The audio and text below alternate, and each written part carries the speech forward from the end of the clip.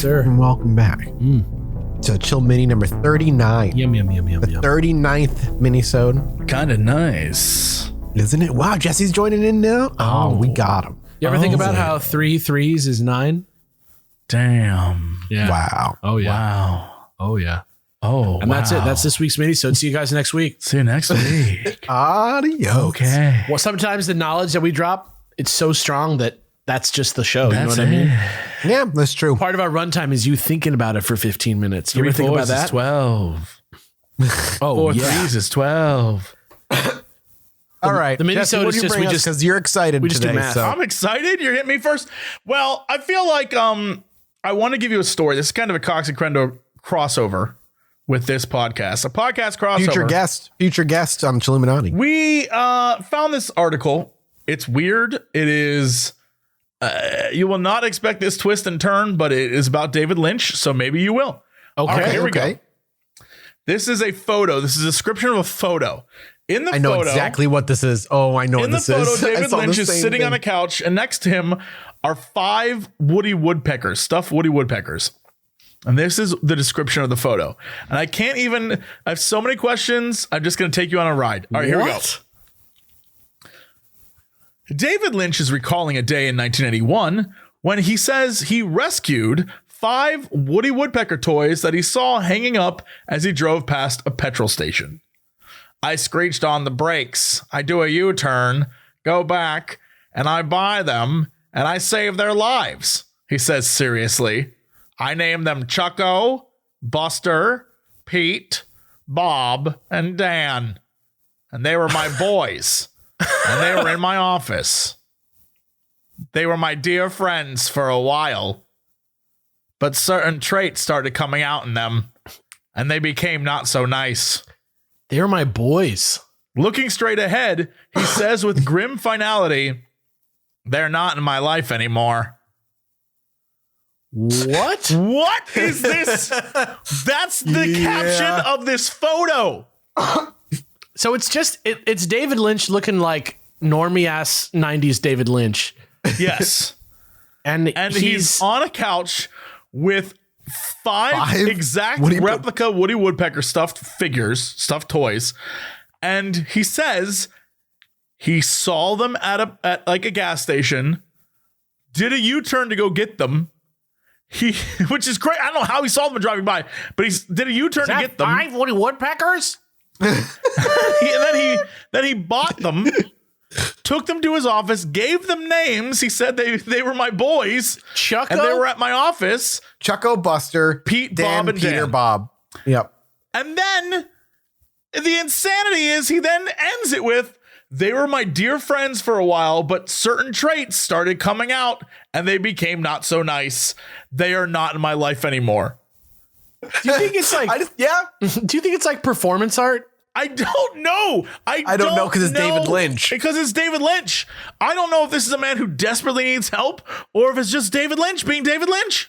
Yeah. He's maybe the weird, like, you know how weird it is when you're watching Twin Peaks for the first time and you don't know what's going to happen. And then fucking Josie Packard turns into a fucking like doorknob or whatever the fuck she turns into.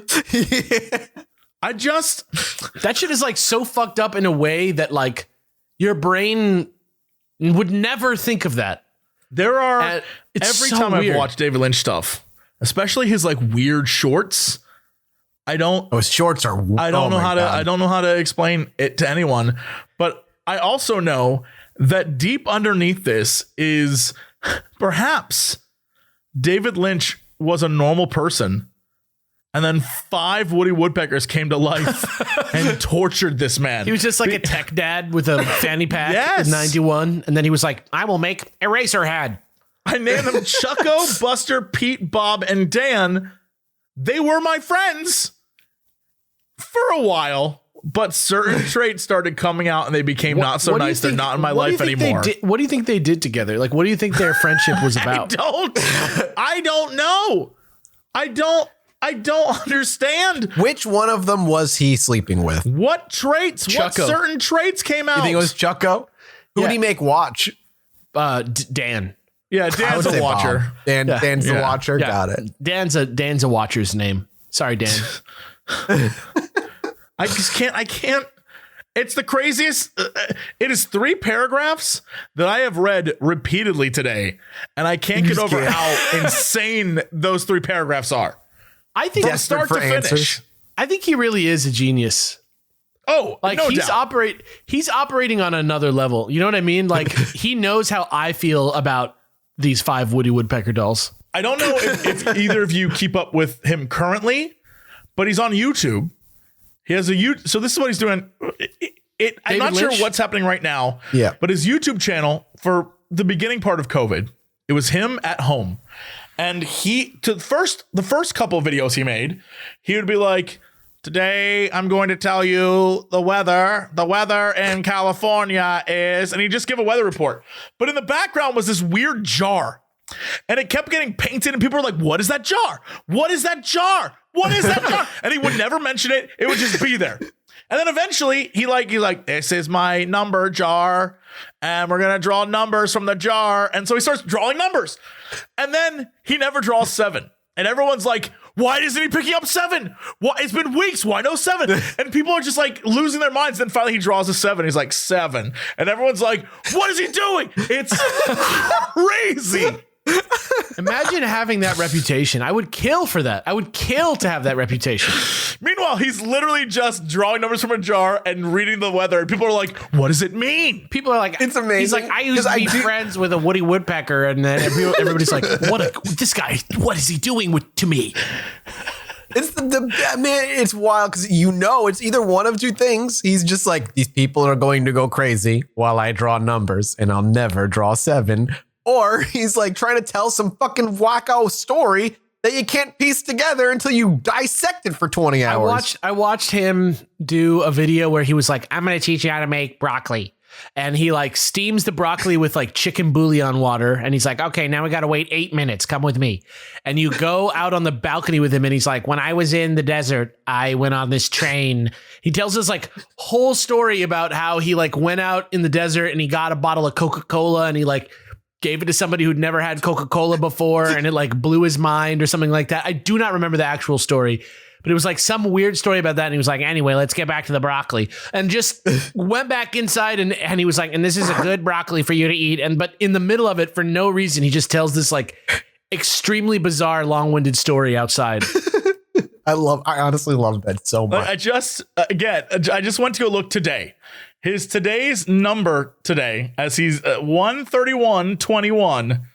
The comments are like, man, if we don't get 2 7s in a row, I'm going to lose it. And this person's like, still waiting for 11 to come up. That would be very Lynchian. Why would it be Lynchian? Amazing. I don't know. People out there are like, he drew another 3. The 3 committee will be happy. What does that mean? The comments are just as crazy. How many views is he pulling down? Like, for real? Is he putting us to shame? He is. With his I will jar? say that this video has 6,000 views and 227 comments. It came up today. I don't know what time. Dang, that's pretty fast. 12 hours ago. All right. The numbers clearly do not do as well as his weather report. David Lynch's 131.21 weather report 12 hours ago, 23,000 views. And it's just him for 1 minute giving the weather, and not even like a weird way. You can see in the reflection of his sunglasses, he's just reading the weather report off a computer. Yeah. But it's David Lynch saying it. How Lynchian? I mean, you're not wrong, I guess. That is the most technical definition of lynching. I had no idea that he was like doing stuff on the reg. Building a presentation is a daunting task, especially if design doesn't come naturally. Presenting is much more nuanced than throwing together bullet points and charts. Part of the challenge is making the experience memorable for an audience. So making presentations wasn't something that I personally enjoyed or felt confident in doing, especially as the demands got higher from more social media platforms. But now that I have Canva Pro, creating and sharing presentations is so much easier than it ever was. Canva Pro is the easiest way for me to create presentations like the pros. Whether you're presenting to your team, students, or clients, Canva Pro has beautiful layouts for every industry, theme, and project. If you don't know where to start, Canva Pro can help inspire your creativity with thousands of free designer-made templates that are totally customizable for your unique vision. Thanks to Canva Pro's time-saving tools and editing features, I can create high-quality, high-resolution presentations in mere minutes, and they look stunning. Canva Pro comes with endless extras like 75 million premium photos, videos, audio, and graphics. You get all this and more in just one Canva Pro subscription. Wow your audience with Canva Pro, the easiest way to create presentations. Right now, you can get 45 free days extended trial. Just go to canva.me/chill to get your free 45-day extended trial. That's Canva, canva.me/chill. Canva.me/chill. He's so old. What else is because he's done. He's basically done, right? So what is it? Season 3. Twin Peaks? Lord, Twin Peaks season 3. That was the last thing he did, right? That was it. That's the last thing that I know of that he put out, but like, I don't know what he's up to. Like, apparently he's doing some shit. Apparently when you leave him alone for too long, he starts to multiply Woody Woodpecker dolls. All right. I'm going to go to the next one real quick because this is one Jesse's aware of and I actually have questions here. We're going to cover this because we might as well. Okay. Has science solved the Dyatlov Pass mystery? This is, I think, the third time we're revisiting this goddamn. And this isn't the goof one that I sent you where it was Bigfoot with the space laser. No, this is a different one that was on National Geographic. This is the real one, not the fake one where it was Bigfoot the entire time. Gotcha. No, there's two that came out. There's the real one, like some fake one. The real one, science is saying that this was published on the 20th of January, 2021. So just a few days ago by Robin George Andrews on National Geographic. And they are once again saying it is an avalanche, but it is a small avalanche that was delayed and preceded by a lot of like heavy, like kind of drifting snow. And the reason the tents were all ripped open, it was because the tents were being smothered. And so they needed to get out because the avalanche was coming and the stuff that was hitting them was like smothering the tents. Okay. And so they cut their way out, left, but dragged some people that were already not in already good shape. And that's why it looks like there were people that were kind of like in weird positions. They're not sure what happened afterward, though, like why they were in trees and stuff like that. But they do fully believe that the reason that they left was because of this weird delayed small avalanche that came and could they have gotten up in the trees to avoid being hit by, like, we get up higher so the snow doesn't hit us and we don't end up under it? Maybe they're basically just saying, though, they don't have a reason to explain why all the bodies where they were, the tongue being missing and all that stuff and whatnot. But that, you know, the theories continue from then. They're looking at theories that we already covered in the episode. Who paid which for was this like study? Was it Russia? Was the Russian go? Oh, good question. Was it Putin who paid for this? I remember a story that we read recently that was like the case is back open or something like that. Yeah, that was a couple months ago. Yeah.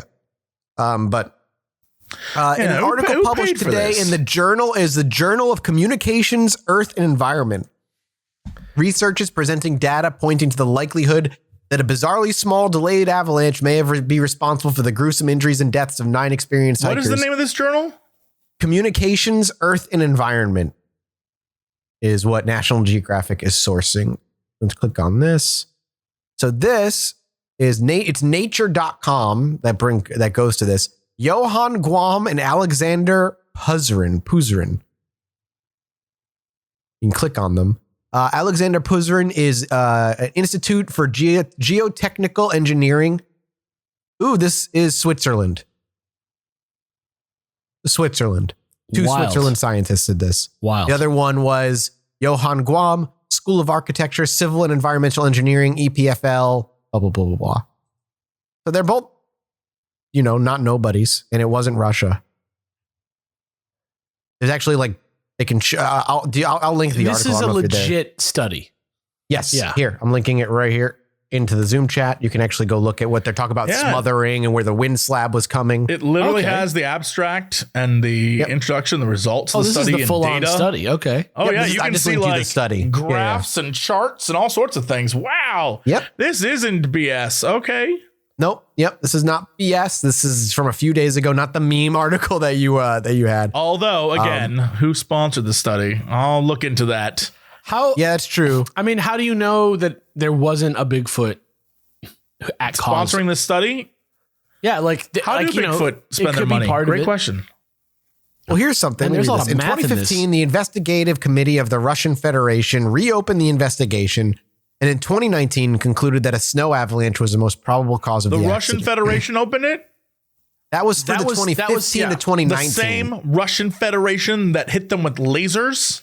Not exactly. But Russian space it's lasers. consistent with this study, what they said, right? Yes, that's what it seems like. It's consistent. Interesting. Based on the significant amount of data published material, it seems that previous investigations lack an important ingredient, a quantifiable physical mechanism that can reconcile the avalanche hypothesis with seemingly conflicting evidence. Identifying such a mechanism may provide new insights into the nature of storm-triggered snowpack instabilities, which is another important motivation for this work. So they're basically saying, like, they concluded all this stuff, but they still were missing, like, it didn't make sense. There was a missing puzzle piece, and they created the missing puzzle piece. This is how they think it went down. Amazing. This is a very thorough investigation. I mean, there is so much math in this that I'm surprised. Slope, angle, and friction, because they have a whole topography of it and like the whole area. Yeah, I mean, if I'm going to take this is an insane breakdown. I mean, look, I know that people who don't understand it and just want the mystery to be alive are just going to take one look at the study and say, no, it's a lie. But that's not the kind of thinking that you can do anymore. Just look at it, read it, and just... These equations are just like my brain hurts. Yeah, but at them. I mean, like, how can you trust a thing where H is a number? Come on, guys. Right? What are we in alphabet land? What is this, letter town? You crazy You assholes. can't have letter fractions. What are letter fractions? Anyway, yeah, that's what I want to bring to the table. I thought you had actually thought of this, Jesse, but no, I not seen this. I had seen the one that said Bigfoot shot them all, but now we know. Yeah.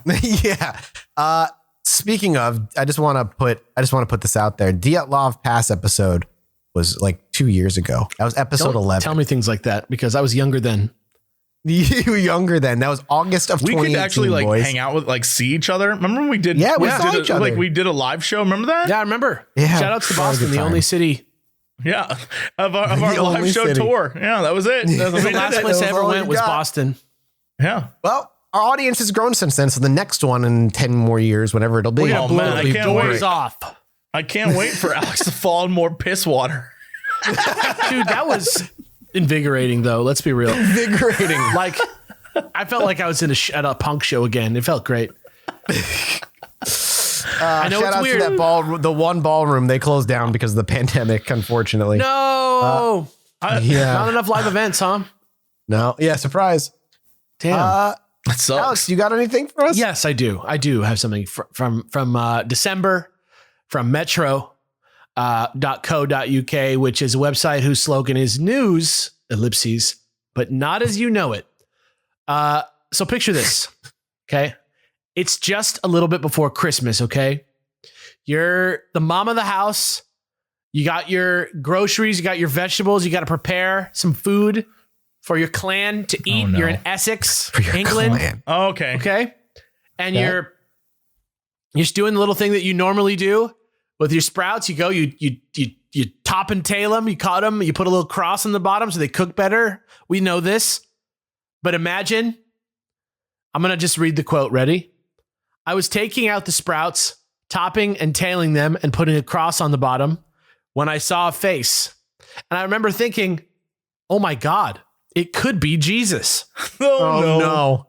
I'm so excited. So I sent you guys a link to the picture of Brussels sprouts Jesus, and I'm just going to read you guys. I'm going to read you guys some quotes from this article.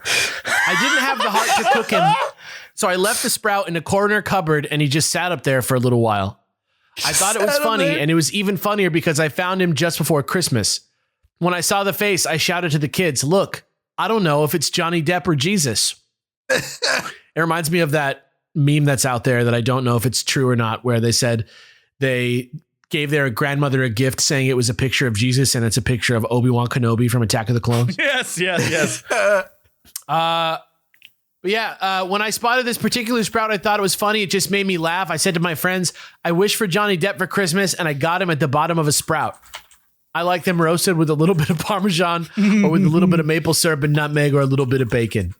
Oh, maple syrup. I never tried that before. And then this article ends with the greatest quote that I've ever heard in an article, which is, Jesus, the Brussels sprout, was put in the recycling bin after he started looking less like Jesus. And it was enough to get her name in the paper. It looks a lot like Jesus, to its credit. And she also got a picture of herself and her 2 kids, which is, always fun. Also kind of looks like Hitler wearing a hood. Or Johnny Depp. Do you not see what I'm seeing? I do you see not it. see the Hitler stash? It has a little Johnny Depp though. Yeah, I see the Johnny Depp. I see the Hitler. I see the Jesus. But I also see who does it even remind me of? Like Uncle Rico. Like he's got like that sort of like almost like the human version of Snoopy's cousin. That other beagle. Yes. You know what I'm talking about? Like he's just got that like my name is Earl energy on this Brussels sprout. I don't know. My favorite part is the image of the family. The kids. It looks like how you would imagine a modern British family. You know what I mean? Like there's the old way, 50 years ago, what you would imagine a Brit looked like. And now there's like the modern Brit family. It looks really have the exactly look. like how you would imagine them. Yeah, shout out to that kid in the Yankees hat, though. That's representing. Representing. But shout outs to Essex. Shout outs to, shout outs to Jesus. Shout outs to Johnny. Shout outs to everyone. Shout out to everyone. Absolutely. Yeah. What a pleasant little story to end this little mini-sode on. Thanks so much, Alex, for tying it up with a smile and a Brussels sprout Jesus. I'm linking this in the subreddit right now without any context. Right. Excellent. All right. That's it for us, guys. We'll be back next week with another mini-sode following our next episode. Thank you guys for the support on the Patreon as always. And we will see you next week. Bye. Goodbye. Bye. Listen, at this point, we all know that over here at Chilluminati headquarters, we all love HelloFresh. It cuts out stressful meal planning and grocery store trips so you can enjoy cooking and get dinner on the table in just about 30 minutes or less. And for our busy schedules, that is so important. HelloFresh offers 50 menu and market items each week, including ready-to-eat salads, sandwiches, and soups. There's literally something for everyone to enjoy, with all recipes designed and tested by professional chefs and nutritional experts to ensure deliciousness and simplicity. I personally have been using HelloFresh now for a good 4 or 5 months, and it has genuinely changed the way I eat. I rely on HelloFresh for at least 2 meals a week, and it's just made those days, my big work days, so much less stressful knowing I don't have to worry about what I'm going to eat, how much prep time I need to worry about, and if I have all the ingredients that I need to make the dish that I want. I just lean on HelloFresh, and all of that is taken care of. Go to hellofresh.com/14chill and use code 14chill for up to 14 free meals plus free shipping. That's 14chill, 14. hellofresh.com/14chill and use code 14chill for up to 14 free meals and free ship. That's a lot of happening in that sentence because it's a lot of free and good stuff. Seriously, please go check out HelloFresh. They've been supporting us for a while and they're a good product. Head over to the website and check out America's #1 meal kit. Hello, my little Chilluminati. You can't do this. Come on, that was perfect. That was a perfect. very good. Hello, my little I hate it. Still hate it. Is that a Mathis impression? That's Mathis's patented greeting to these minisodes. Guys, welcome to the minisode. This is the minisode for episode 89 of the show, which featured Davis as a guest. And so Davis is here on the minisode as well. What a treat for you guys listening to this months later What and being a like, treat. oh, wow, another episode with Davis. Unless you didn't like me and then it's like, fuck this guy. Unless you didn't like me. He said it himself, folks. Patreon.com. Were you just thinking it, Alex? Yeah. Patreon.com/Chilluminati pod is who you have to thank for being able to hear this at all. But if you want to hear them right, as we finish our episode. They're uploaded at the exact same time. So if you're enjoying these and you want to hear them as they come in a little more timely manner, go ahead and sign up there. Thank you so much for listening. We really appreciate it. But also today, in lieu of articles, it's a little special just because we have a guest here. I thought it would be fun to do listener stories for today's minisode. So I got each of us a little listener story to read. So Jesse, I have one for you here. Oh no! To kick us off, I hope you don't mind. This one was specifically for you, so there it is in the chat for you there. Go ahead and check it out. A story specifically for me? That's right. Oh no. All right. Wow, this is a long one. Okay. A story for Jesse, the possessed baby. This is by Dr. Philly. It was just too good. Like I couldn't. Is he referring to you as the possessed baby, or it's just I hope the not. possessed baby is the title of the story? I'm not Story for involved. Jesse, aka the possessed baby, aka Chroncosaurus Rex. Hi, everyone. Longtime listener from the Netherlands here. Feel free to use this story in the podcast, guys. I've told it many times in publications, really? And even on national television a couple of times in my country. What? Okay. I feel like most community stories here are focused on pleasing Alex and Mike. However, this story is one that will please Jesse for once. I feel like he deserves a win, too. Poor guy. This story starts back in 2008. I was about 12 years old. Oh my God. Oh my God. What a baby. Oh my God. That makes me feel so Also, old. a great summer of movies. We got Dark Knight, Iron Man, Hellboy 2. Oh, Wow. Tropic Thunder. What a year. Great. I was about 12 years old and sitting in a restaurant with my family on holiday in Portugal. I've always wanted to go. It's amazing. Me too. I'll let you read the story. Let's all go, the three of us. Let's make the plan now. Like the sisterhood of the traveling minisode. I was like, we should do time in Portugal before CoxCon, but I would love to go to Portugal. I have a very close friend of which I am. I have a very close family of which I am the youngest. I have two older sisters and an older brother. We were enjoying the warm summer evening on the terrace at night, having some refreshing drinks and reminiscing tales of our family. We were talking about weird facts about my siblings from when they were younger. My brother would fall a lot as a kid, but just stand back up with a big smile on his face. Turns out he was always a tough MFer with a big heart. My youngest sister had bad reactions to paracetamol, which triggered epileptic seizures, which almost killed her a couple of times. Oh my God. My oldest sister almost got abducted by a creep as a kid. Those kinds of stories. That's the kind of story. I think every big family has a couple similar stories that are weird, concerning, funny, or downright bizarre. Look, I almost decapitated my cousin. It's fine. We all have those stories. What? It was at Disneyland. We were riding in boats. You know what? It's true. I almost fell off a cliff because I slipped in my cousin's 7-Up. Like I was at Badlands. Everyone has like a weird, crazy story from when they were a kid that you somehow survived. Yeah. It seems like my brother and sisters had many things going on with them in the past. Injuries, broken relationships, getting lost in the supermarket, you name it. Then the attention turned to me, the Benjamin of the group. My mom explained that she always thought there was something special about me. A medium once told her that I had a sixth sense of sorts and I would achieve great things on a spiritual level. In the end, I became a TV performer in psychological illusionism. So I guess she was sort of right while being very wrong.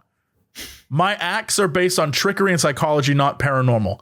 Interesting. I feel like a lot of magicians who do the whole like magician-y thing. Yeah, they know they're tricking. Like they'll say, "I'm about to lie to you," and then they'll do something and be like, "Gotcha, fools." Like, yeah, the good ones will do that. Where was I? I apparently knew things I shouldn't have been able to know, like the unannounced pregnancy of a friend of the family, including the gender, that sort of thing. My mom told me that these grand stories about me doing impossible things, I could not remember any of it. My dad would shake his head here and there in disbelieving and contradicting way. He is not a spiritual person at all. However, suddenly he remembered something interesting. The tone of his voice suddenly became very serious. Among all the strong tales my mother told, which he told us to take with a kilogram of salt. I love Very that. European. Yeah, I love that. Yeah. There was one instance that he could not explain. Apparently, when I was 1, not exactly an infant, but still a baby, there was something very serious going on with me. Up until the age of 1, I was a particularly chill baby. Not much crying and very cute, which is still a fact. How strange. This is my favorite part, which is still a fact to this day. Not much crying, Still a chill very baby. cute. Yeah. But suddenly, starting at some random day, my parents would wake up to me crying and in complete panic. So they would go upstairs and soothe me and get me back to sleep. All would be well. I would be peacefully asleep. They go back downstairs, but 10 minutes later, bam, I would be crying, kicking, and screaming again. This would happen multiple times at night and go on for weeks. So my parents took me to a doctor. I assume threw me on a slab and were like, fix our kid, yo. That's good parenting. Hell yeah. Since we live in a country where healthcare is not only free, but also very high quality, thanks. This is an attack. I feel. Wow. Ouch. Specialists were involved. I was put through a plethora of tests. Would you say it's a plethora? A plethora of tests. The doctors could find nothing wrong with me. My parents were very concerned and felt powerless. There was something wrong with their youngest baby, and they were still recovering from a miscarriage before me. Since it didn't stop, my mother was convinced it must have been a haunting. It must have been haunted. What? We lived in a 17th century house that used to be a brothel, a hospital, a morgue, and was headquarters for a group of Waffen SS that got killed by mortar in the room where I slept. You are haunted. Jesus. Holy shit. Jesus. If there was a haunting, it would be in this house. It's like an entire Doctor Who episode in one bedroom. The house, beautiful as it is, had a creepy vibe. I'll share some pictures that are publicly available so you can see what I'm talking about. And there are pics here. Oh, wow. It is a beautiful home. This is Look at that. Look at that pool. Wow. This is an incredibly beautiful home. Also, third picture is what I assume is the sign of the brothel that was there before. Right? This house is so gorgeous. Yeah. God, this is nice. This house definitely has a history. It looks like the house. It looks like the house from the girl from the Dragon Tattoo, though. Let's be real. It's not like I love like modern styling stuff, so it's not my style. But like if I just like had this house, I'd be like, I could live a happy life here. The difference with it being in Europe over like something of that style in America is that like it's real. You know what I mean? Like it's not like manufactured to fit a vibe. It's like no, this is it's actually is that vibe. Yeah. I love the whole bridge over the little stream and what a quaint, totally haunted house. I completely believe that you were haunted. I can like see what was it, Alma? What was the Fear 3? Like I could see like a weird ghost child like walking the windows, walking across the like pool and like just light footsteps in the water. Wild. So my mom started inviting mediums. My dad strongly disapproved. But still kept one eye shut because he didn't know what to do either. The strongest medium, as my mom says, I also don't know what this means. She probably she was probably archmage at Winterhold or something. Gotcha. It's from Skyrim. Gotcha. Was certain that the house was not only possessed by many deceased souls, but it was demon infested. My mom went into total protection mode and had the whole house cleansed. They held seances to repel the demons. My mom invited her witches' coven to control the spirits. She was into Wicca at the time. Just a little note. Oh, yeah. By the way, she had a witch's coven. No big deal. However, nothing seemed to help. In fact, it got even worse as time went on. My parents thought of moving, but they had their business where we lived, and the house was a huge investment. I mean, I can tell that. The house is gorgeous. But then, when they were at their most desperate, it suddenly stopped. It just stopped. No more night terrors for baby Dr. Philly. I got older My parents never told anyone about the incident. Growing up in the house had some bumps in the night, which is common for an old creaky house like that, but nothing crazy as the haunted baby ever happened. As my dad finished the story in the Portuguese restaurant, my mom got a little emotional. My sisters asked questions about if they ever figured it out. My dad shook his head. Suddenly, my brother started snickering from the end of the table. He started laughing. My dad got annoyed and was like, dude, this is a very serious subject. Why are you laughing? My brother went, well, I guess now is a good time as any to come clean.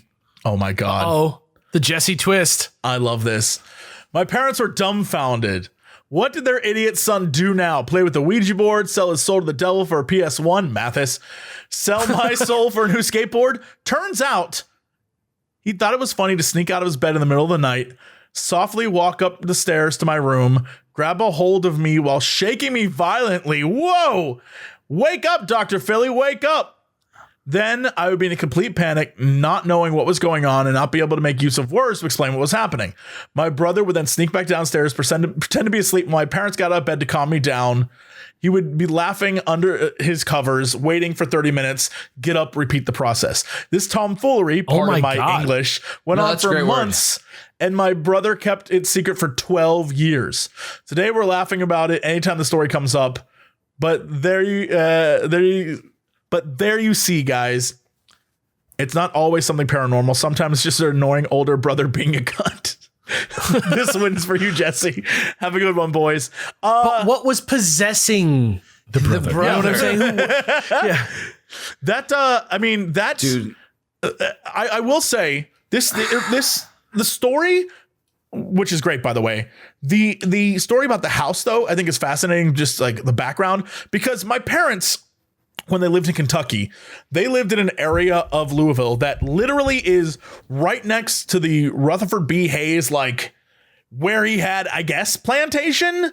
Also next to a Native American burial ground, next to a Civil War battlefield, next like all these different places that I was like, if there was ever some there has place to be a ghost. If there was Yeah. ever some place that was gonna be haunted. Plus, my parents, their guest bedroom where I slept was like the creepiest room ever. It had weird yellow wallpaper, and they were like, it was from the original house. We don't want to change it. And I'm like, this room is haunted. Never, not once did I see a ghost. So I'm like, if there ever is going to be a ghost, it has to be at like one of these places. And the fact that he's like, it was my brother, just again goes to be like, I don't know, still waiting for Twin a haunting. Peaks. Could be Twin Peaks. You never know. I don't know, but that was great. That was a great story. You were right. That is the perfect example of every time I hear a haunting story, I think to myself like, all right, but what really happened?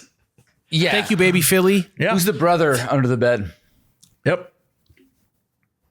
Okay. So that's that story. Davis, here's another one for you. A little different tone. Okay. Ooh, does this one have an art asset? Does it? I don't know. There's an image. Okay, this one is called There's Something in the Forest. Oh no. This story is okay to share on the podcast if you would like to. I've included some links to independent research of mine that could be of interest. This is also by SLM. Ooh. Isn't that like a esports team? Probably. Hey guys, I've been listening for about a year now and really enjoy the show, so I thought I'd share my own experience from a few years ago. I definitely consider myself skeptical by nature, and these two encounters can probably be explained rationally, but sometimes an experience is too strange and intriguing not to share. I grew up and attended high school in a mid-sized Connecticut suburb. At the time, I was an avid runner and member of my high school's cross-country and track teams, so I spent a good amount of time practicing by going for long-distance runs around the area. We would start at the high school after classes were dismissed, navigate along the sidewalk, and end up going to either the local park to the south or meadow to the northeast, looping around tractor trails and by our town ferry. Oh, that's cool. Given that I had both grown up in the town and had been running the trails for all of high school, I was very familiar with the environment by the fall semester of my senior year. Around late September, when the cross-country season began ramping up, our coach would have the varsity folks split off from the remainder of the group so they could do more strenuous runs, 5 to 7 miles usually. I had, finally, qualified in my senior season, and so me and the other 6 varsity members decided to go down to the park and do loops in the forest trail. This is where the first oddity occurred. I wish I had that energy. Yeah. Damn. Wish I had the energy to go do loops of 5 anything. to 7 miles sounds. I could do like a mile in high school and it would like kill me. And I played tennis. You're my literal hero. I literally want to be you.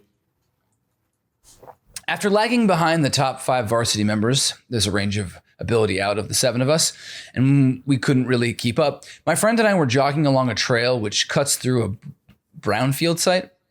We decided to catch our breath and wander around the area, which mainly consists of dilapidated factory infrastructure, big dirt mounds, and the occasional pile of concrete rubble.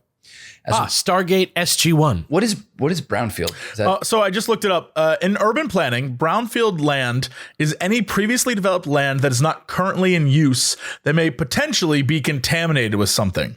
So it's former industrial sites of some sort. Is that like people talk about like gray water, like brownfield is like a similar idea of like it's not clean? If you ever are driving around LA and you see like an area that's fenced off and in the middle there's nothing there, that's a brownfield site. Like no one's building there, it's just fenced off because they don't know what is that. Yeah. There's a lot of places like that. As we absentmindedly approached one of these concrete piles during our hike, I suddenly got a very bad cautionary feeling in the pit of my stomach. There were no visuals to back up my sudden concern, but I figured that since it was just the 2 of us out here, I should voice the feeling to my friend regardless. After all, no point in keeping quiet and potentially falling victim to avoidable danger. It's very rational. My friend actually agreed that he felt a similar sudden dread, and we both decided to continue our run back on the trail and return to more familiar territory. Normally, runs through the forest are very relaxing thanks to the scenery, but this felt entirely different. I was very, very aware of how the brownfield site had a lot of features, factory shells, pipes, rubbles, etc., which obstructed our line of sight. I felt like we were being stalked on our return and didn't feel safe until we were in the park clearing where the playground and dog park were. Both of us ran much faster than we would have otherwise, at some points fully sprinting along the trail to vacate the area as soon as possible. Like I said at the start, this alone can definitely be a psychological thing, but it's never happened before. Something just flipped like a switch for both of us out in the brownfield. I've never gone back and stayed strictly on the trails closest to the clearing. About 2 weeks later, the group had chosen to run in the meadow. It's basically a wide expanse of farmland where town landowners grow turf to sell. There's very little shade, and it can be quite the slog of a run in summer. But in autumn in Connecticut makes the route pretty enjoyable. Oh my God, I bet it's fucking beautiful. Yeah. I had stayed after class to finish up a conversation with the teacher, and so the rest of the team had gone ahead and I planned on rendezvousing with them. I started on my run, eventually reaching the meadow and approaching the trail nearby the ferry. Then I got the same feeling from the brownfield, only now I was alone. I continued my jog, hoping to reach the ferry building where at least other people would be in the vicinity. The meadow's tree line continues all along the path, separating the open turf fields from the river. Again, I was basically in an open sprint. I know this sounds very cliched, but mid-sprint, I tripped. Seriously, my foot rolled on top of a stone in the trail and I stumbled forward and was on my hands. Once I stood up, I looked towards the trees again. Now, people respond to fear in different ways. Some people scream, some people use profanity, etc. However, I think the most visceral kind of fear response is when your whole body just tenses up and you fall dead silent. That's what happened to me when I turned around toward the tree line and saw a silhouetted, long-armed, bear-like figure peeping its head out from behind a tree. I got, holy shit, staring at me. Yeah. I didn't move. I just looked at it. Then the bear bounded away on 2 legs and slithered into the river. What do you mean slithered? What the fuck? What do you mean it then slithered into the river? I don't like that. A snake bear. I made no noise. I ran, got back to the school and went home. I've never seen it since, and I've since moved away to college. That's the story. It could be an animal or a hallucination or something else. I do not take drugs and I do not drink, but I think there's something in the forest. And then there's a little afternote. After having written this, I did some research and found a Wikipedia page of American folklore creatures called fearsome critters. They're mythical, but it's the source of traditions like the jackalope. On it, there's something called the hide behind, which mostly fits the description. Maybe there's some truth to every myth. I'm not sure. Hope you guys enjoyed the tale. Looking forward to future episodes. Wow. What the hell? That gave me a little freaky feeling, didn't it? Hide behind. That, dude, it got me. I've been like really into like spooky little short stories. Like, I mean, I like read all of Lovecraft after playing Bloodborne, and I just listened to like an audiobook about like, it's like a Wolverine story. It's called Wolverine the Long Night, and it's sort of like creepy happenings in Alaska, and Wolverine's kind of involved. There's some weird killings, and I reading that because I didn't read ahead. I was just reading, and when it got to the bear figure, I legitimately got freaked. It like You were in got it, me. yeah. I was like, oh, whoa! I didn't read ahead. This is just what it said, and it was. There's something like weird and spooky, but it's a thing, right? Like, don't you can sense when you're being watched. You can. Yeah, it's part of human nature. It's primal part of who we are. There's Like a survival instinct. yeah, absolutely. It's why we are afraid of things behind us, things above us, and things below us. Because of when we had to run from things that ate us. Yeah. It's who we are. Did you click through to see the hide behind? I'm looking at it right now. It's fascinating. It looks kind of like the way it was described. My favorite part about the introduction is it says their victims were lumberjacks, and they would take them back and devour their intestines. But the best way to fight them off, alcohol. I love that they have an aversion to alcohol. So if you're a lumberjack, drink at night is, I think, That's the just lesson like here. somebody wasted, threw bro. that in there as a reason to justify their behavior.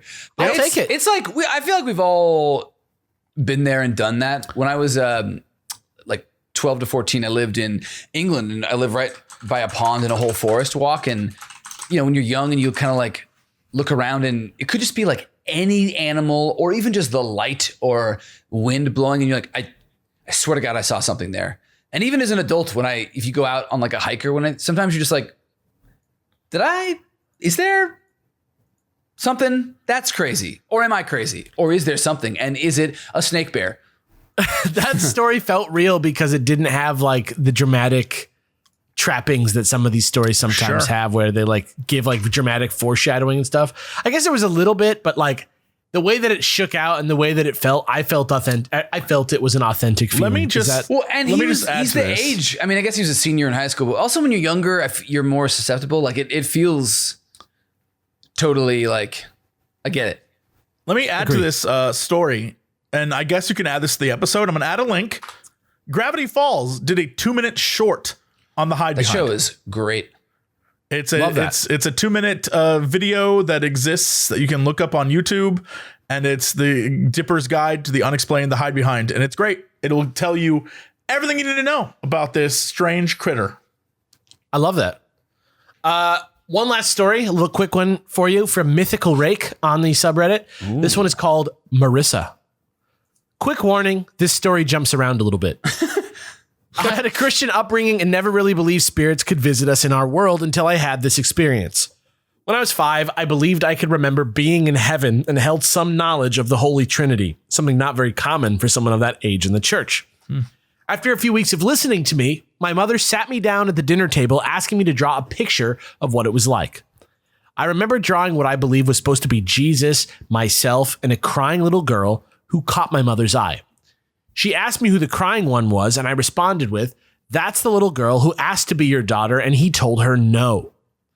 Looking shocked, my mother sat beside me with her head in her hands, and when she looked back at me, she explained I was supposed to have a twin sister, and every year around our birthday, she would have a visitation. My toys would go off when everyone was asleep. She would hear a little girl running and giggling around the house, calling out for her to come and play.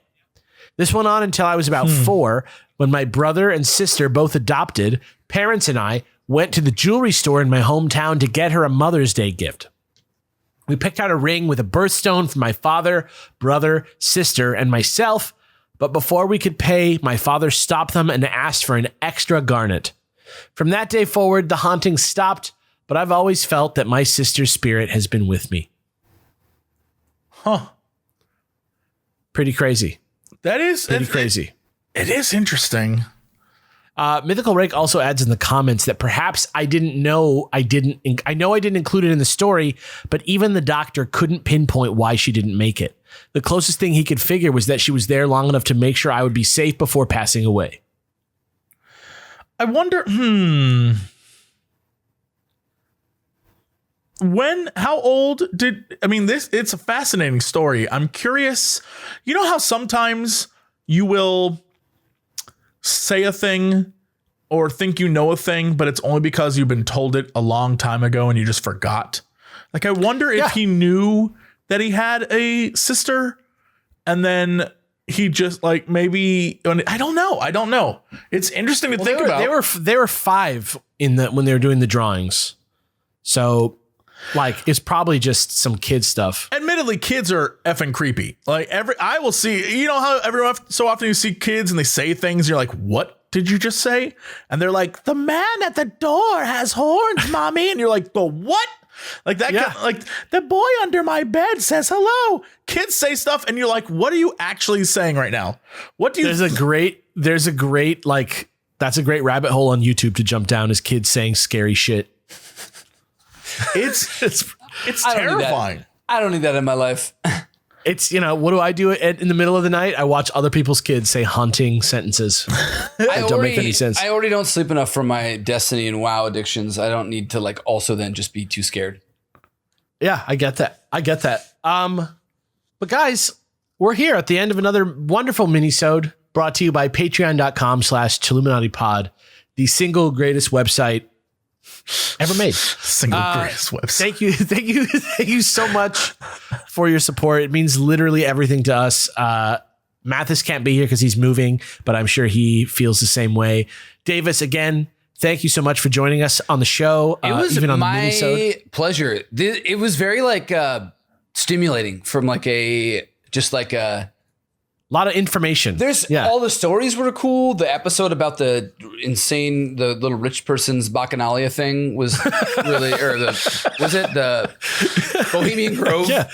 Coconut Grove. Yeah. They're just like, Coconut Grove. They're so cool. And as like a writer, I'm like already thinking about how to adapt, like what's the Bohemian Grove, the horror movie is like what I'm thinking of right now already, but it's been so much fun. This is great. Thank you for having me.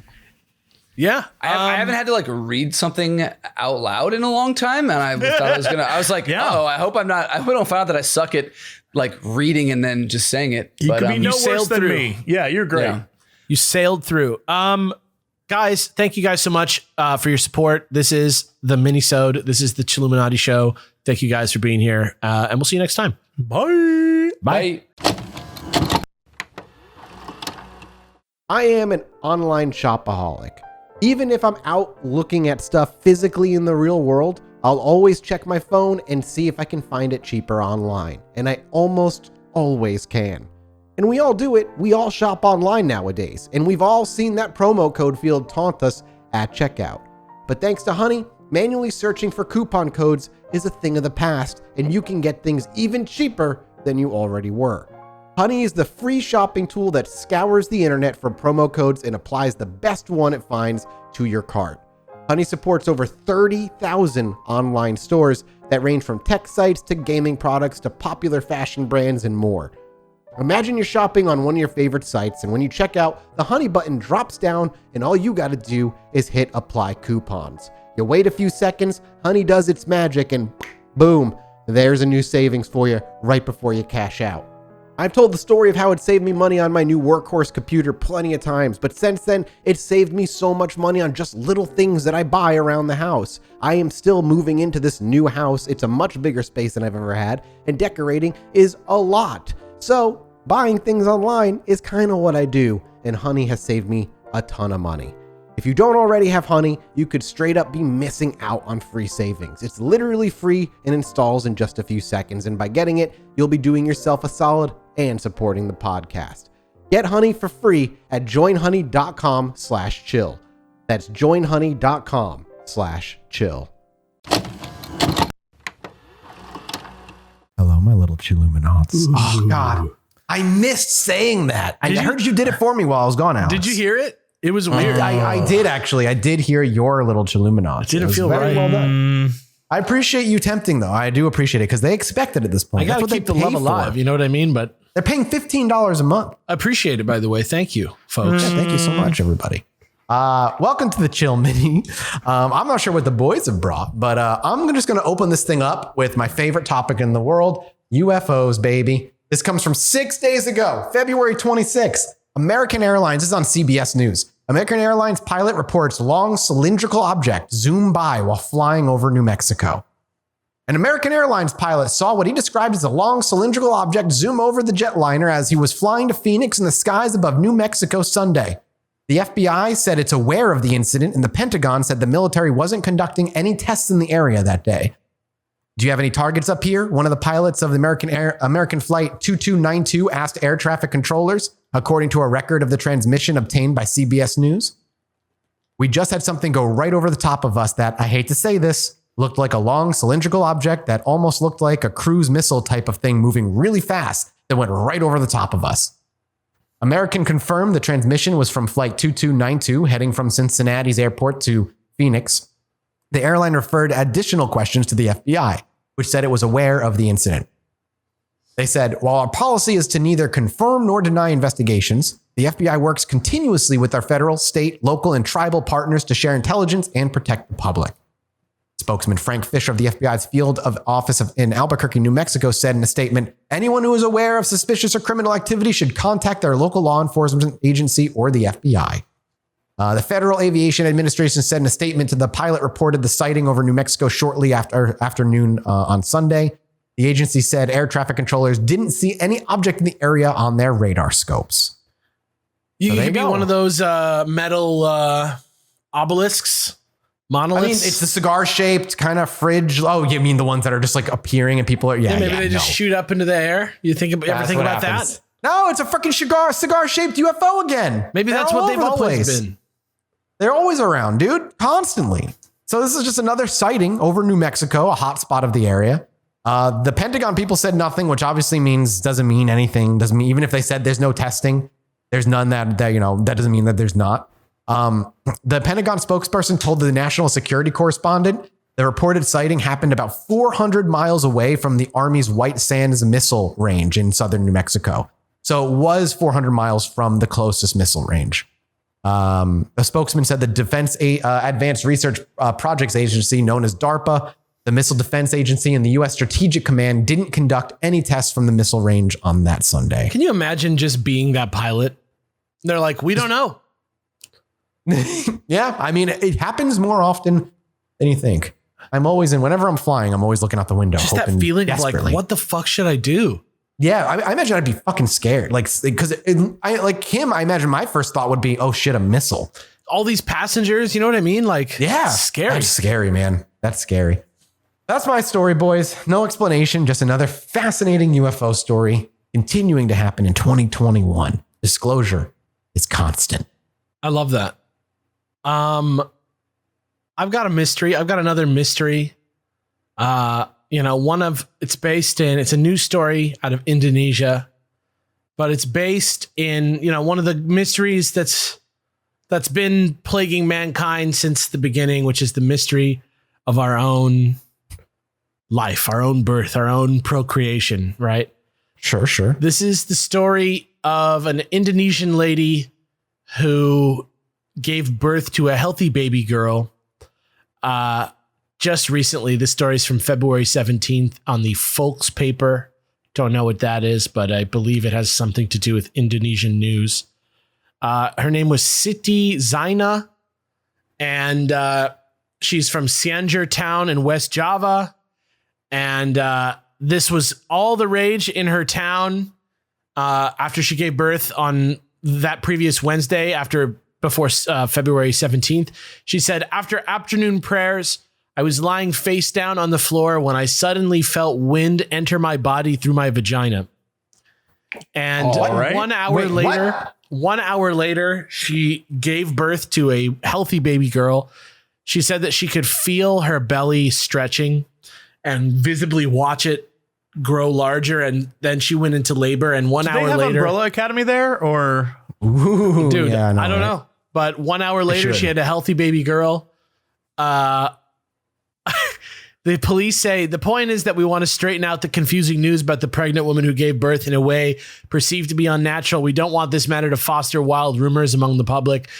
Who knows what's going on there? Obviously, something like this, the first thing your mind goes to is cryptic pregnancy, which is the type of pregnancy where you do not know that you're pregnant and then suddenly you have a baby, which is just I can't imagine how surreal that must feel. But you never know. Could have been a gust of wind that blew right into her vagina. Could have been. Yeah. I guess. Could have been. That's weird, dude. Not too bad. You Not know, too fucking bad. it's the type of mystery we don't get on this show a lot, but you know, No. it really makes you think. I am at least thinking. Really makes you think. You know what? Sure. Virgin birth. I'm going to go that way. The thing that I feel bad about is like, do you think maybe she like fell in love with somebody? And Absolutely. They weren't supposed to have. Yes. Yes. 100%. That's what Absolutely. happened. Yes. You think that's what it is? I have to believe that unless there literally was a virgin birth, in which case, if that's I mean, true, Someone call God. They don't really talk about her like love life in here. Like it could be that she's a perfectly, you know, regularly she has sex regularly with people and she just doesn't know that she got pregnant one time. But you know, it also could be that has to be it. It also could be that your boyfriend and you had a baby and you don't want anybody to know, so you were just like, Where'd that baby come from? Yeah. funny story. You virgin remember how it was really birth. windy the other day? You were like, this wind is like horny. Whoa, wind. Yeah. Shit, dude. Relax. At least buy me a drink first. All right, Jesse, you got anything? Yes, I do. What do you got? Last year, archaeologists were investigating this ancient mound site in Turkey, and it's in this greater region called the Konya Plain, which is, I guess, where many lost metropolises have been discovered. For some reason, this area is littered with ancient ruins. And while they were there, these researchers were directed by a local farmer to a nearby canal where I guess it had recently been dredged, and it revealed this large stone that kind of looks like, I don't know, like the Rosetta Stone in shape and size. And it was marked with this unknown inscription. And the scientists were like, we could see it. James Osborne, the scientist, was like, we could see it sticking out of the water. So we jumped down in the canal up to our waists, waded around, got over to it, called up people to come and like read what it said. And right away, we were clear it was an ancient inscription. And thankfully, the Luwian is the language. There are people who speak it and know it. Oh, damn. And so it was used in the Bronze and Iron Ages in that area. Oh, my God. And so with the aid of That kind of language translators, alive is a miracle, by the way. I Right? just want to say that. To keep a language from the Bronze and Iron Ages and still people today that can speak it. and I bet it has to do something with like the Rosetta Stone and unlocking all of those words and like, yeah. So the translators came out, they took a look at the hieroglyphs, and it was boasting of a military victory. Not just any military victory, but the defeat of Phrygia, an ancient kingdom that existed roughly 3,000 years ago. Phrygia, Phrygia, was ruled by a few people, but one of them named Midas. And based on this and the way it's bragging and the bragging of this steel, this big, block, it's referring to the defeat of a King Midas. The stone marking also contains special hieroglyphics symbolizing that the victory came from another king, a guy named Hartapu, and it suggests that Midas was captured by Hartapu's forces.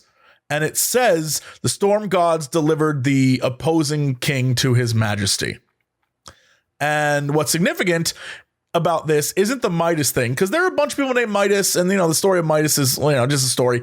But what's interesting is that Phrygia is a known commodity. It is a known kingdom, but no one knows a damn thing about a King Hartapu, nor what kingdom he ruled, nor whether why this mound was there. Or Maybe that's just his MMO name. Maybe. Or no one knows anything about they're currently digging up what appears to be a giant city spanning 300 acres that could very well be the capital city of Hartapu's That's so kingdom. fucking cool. But they know nothing about it. And in a flash, they now have proof of new information regarding the Iron Age in the Middle East. And so they're digging up more. And they're like, it's an incredible find. We just got lucky finding it. And now we kind of know so what crazy. we're digging up. Yeah. That's it's crazy that we're still finding cities on our planet that just been lost to time. I mean, And who holds information that could completely change what we assume about our own history like that. yeah, I just to rehash a thing I'll say all the time, because I think it's fascinating. We look at ancient Greece the way ancient Greece looked at ancient Egypt. Which is Think about that. it's hard to comprehend. Like it's really hard. That's to put the that into pyramids perspective. are at least 5,000 to 6,000 years old. Yeah. Just like think about that. nuts. Crazy. Like, just a shout out to another podcast that I'm just a fan of, Hardcore History, man. Hardcore History does such a good job at like storytelling our own history. It's just Bless that fascinating. man. Yeah, because I mean, he puts out like one podcast a month or two, or sometimes every 6 months, but like they're 4-hour deep dives into the most fascinating old world topics. That's cool, Jesse. I like that a lot. Oh, I'm going to look into that now. I figured all would enjoy. I think it's super interesting that stuff like that still, like, you're still discovering. Imagine what happens if we can like deal with the ocean, right? If we can like go. Dude, they just did like there's like a new camera technology that's like just about to like make that a imagine thing. Yeah. Who knows what weird shit we'll find? I'm excited for that. Yeah, it's bonkers. Yo, that's it for us on this minisode, everybody. Thank you so much for listening. We will be back next week with yet another minisode following whatever episode 91 is going to be. I will tell you two boys this, the next bigger topic, either 1 to 2 episodes, it's going to be the classic Betty and Barney Hill case. Oh no. Finally. Here we go. Oh It's no. time to get back to aliens. It's been a while. I'm excited. Thank you guys so much for your support on Patreon. We wouldn't be able to do this without you. We'll see you guys next week. Goodbye. Bye. Bye. Anyway, me and my wife were sitting outside indulging on our porch one night, enjoying ourselves. I needed to go to the bathroom, so I stepped back inside, and after a few moments, I hear my wife go, "Holy shit, get out here." So I quickly dash back outside, and she's looking up at the sky in awe. I look up too, and there's a perfect line of dozen lights traveling across the sky.